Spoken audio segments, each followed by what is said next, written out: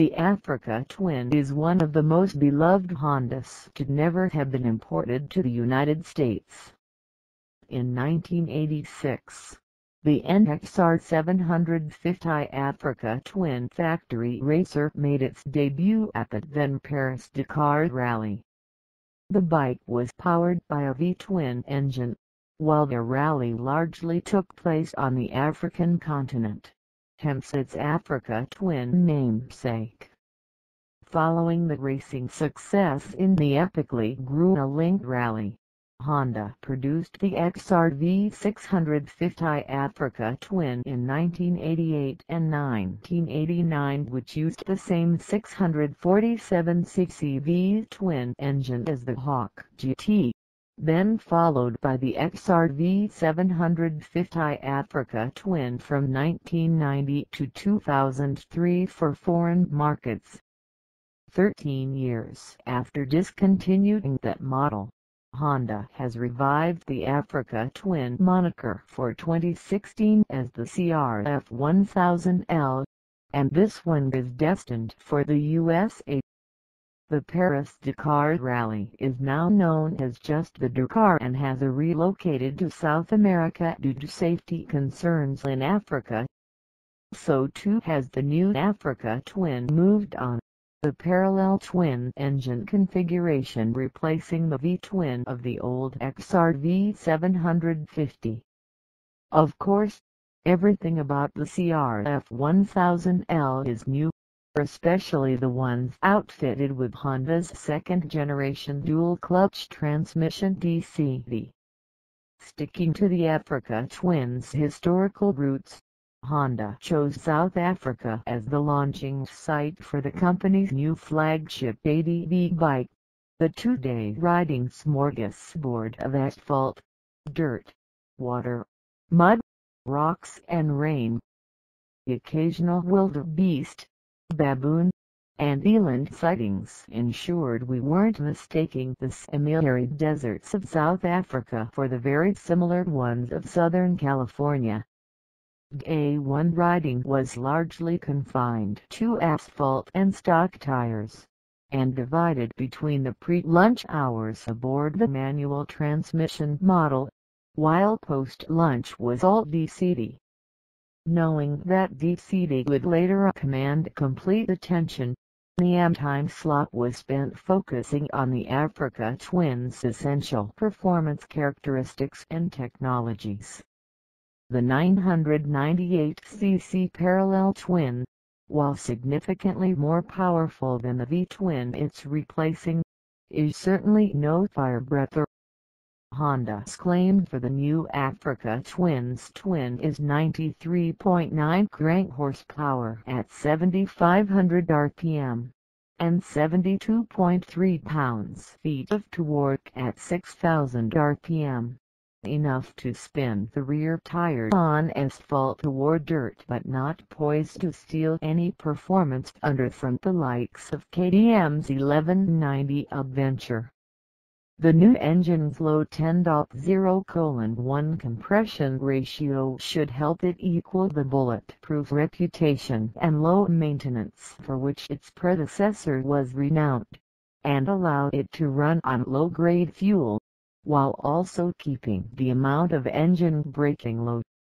Increasing the engine's performance envelope will be a simple matter of farming the aftermarket for performance upgrades such as a pipe, cam and pistons.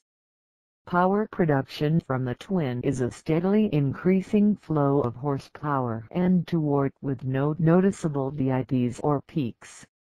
Like the CRF450R, the CRF1000L uses a Unicum head to more efficiently operate its 4 valves per cylinder, as compared to a DOHC design.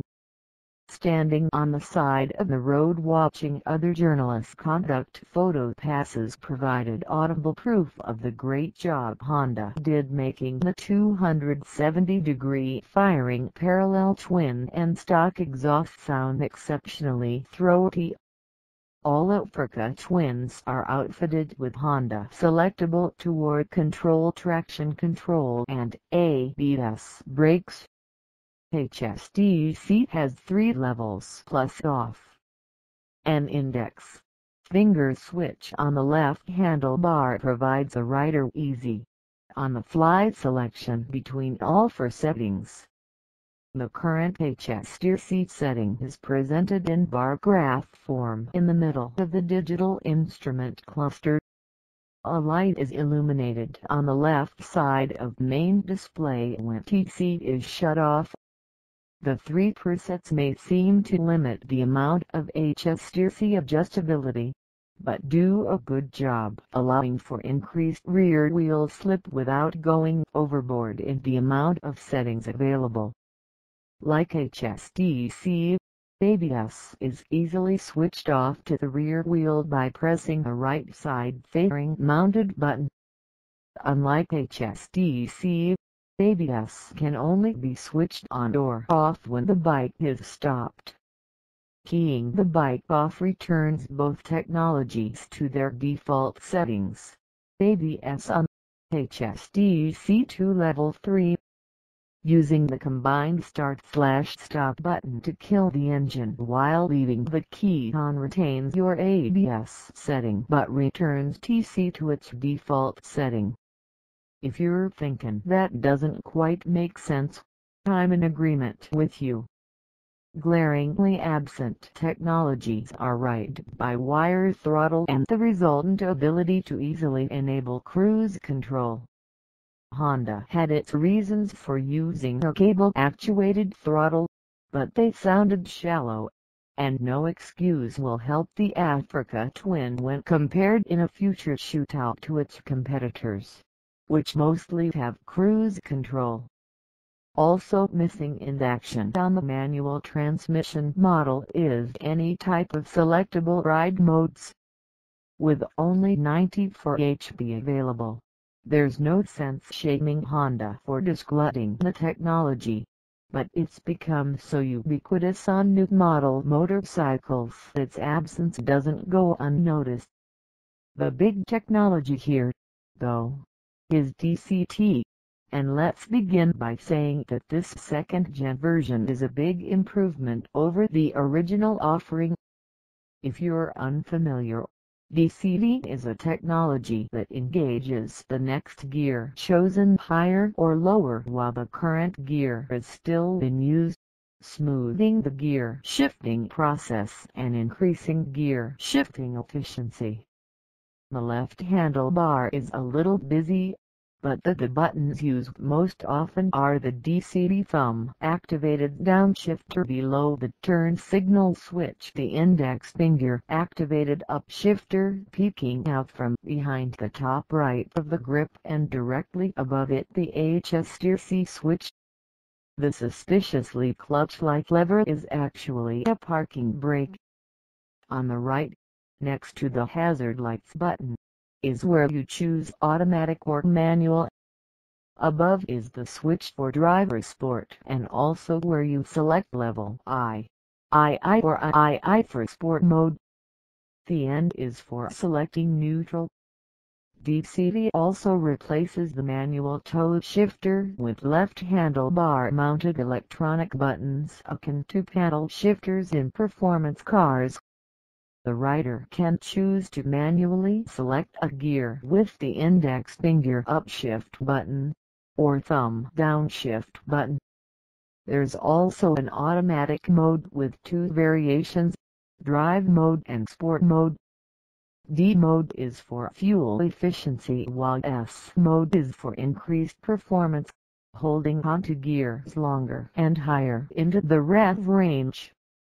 At any time, a rider can choose to override the automatic settings by selecting the higher or lower gear via the handlebar buttons.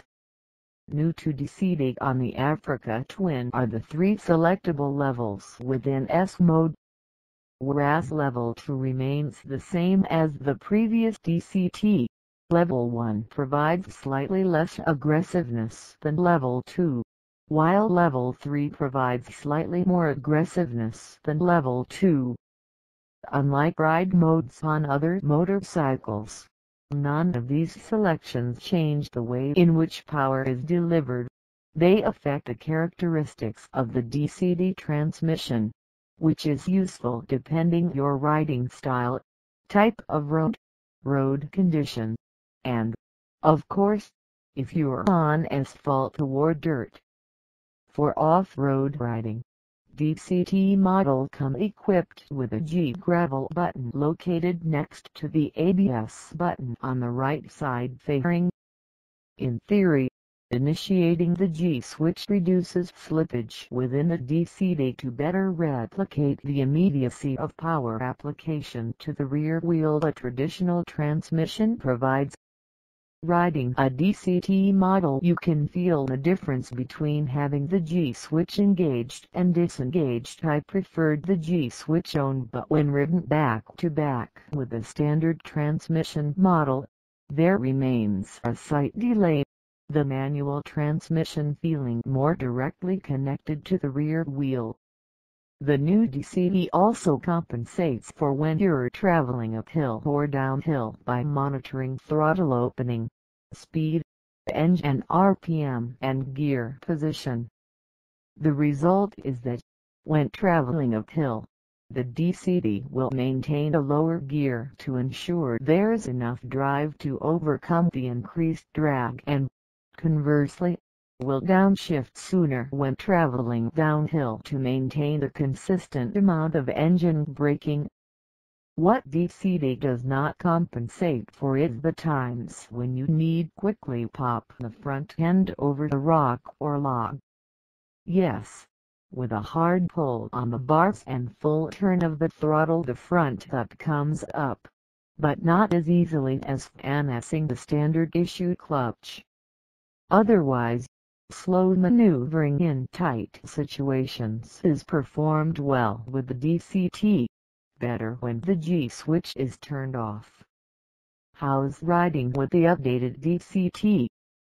Up until this event, Honda hadn't converted me, but after 2 days aboard the Africa Twin, I can honestly say I'd consider purchasing the DCT model over the traditional transmission.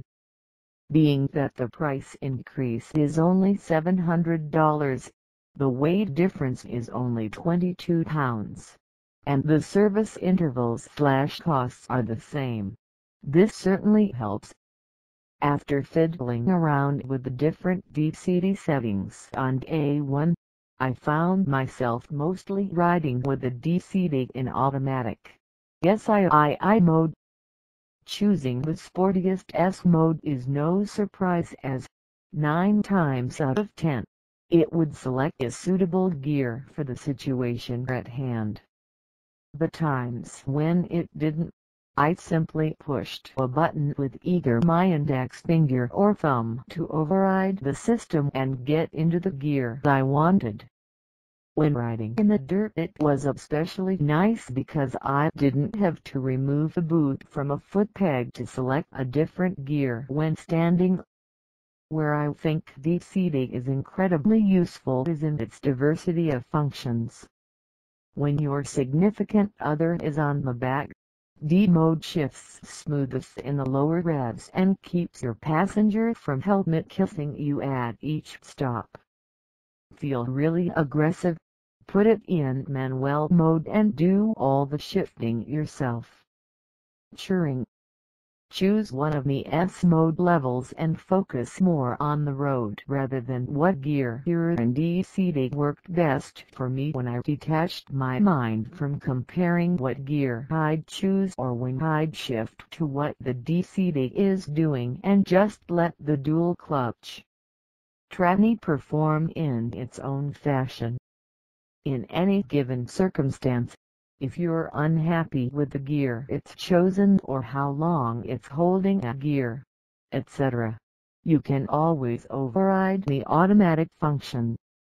The system doesn't have eyes and cannot intuit what's going to happen as well as a rider can, so it's not perfect.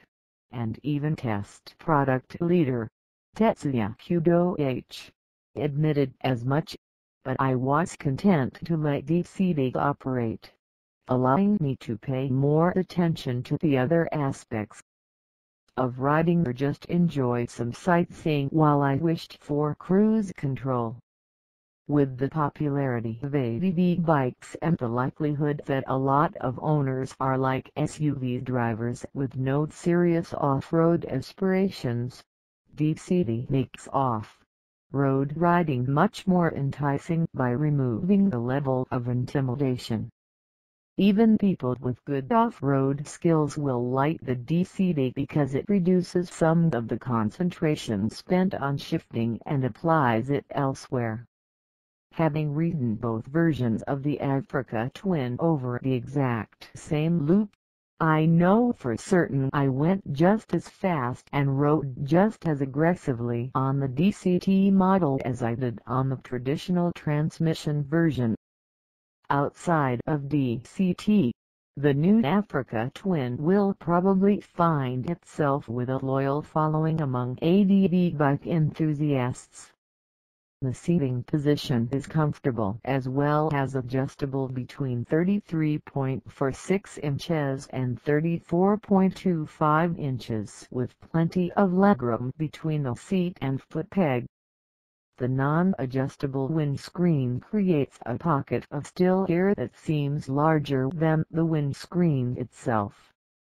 Suspension is well balanced with spring rates a little on the soft side. Some time spent adjusting its compression/rebound settings will help adapt it to individual riders and styles, something we'll focus on when we get one in our possession for a future shootout in 2016. Speaking of which, Honda says Africa Twins should be in dealer showrooms by June.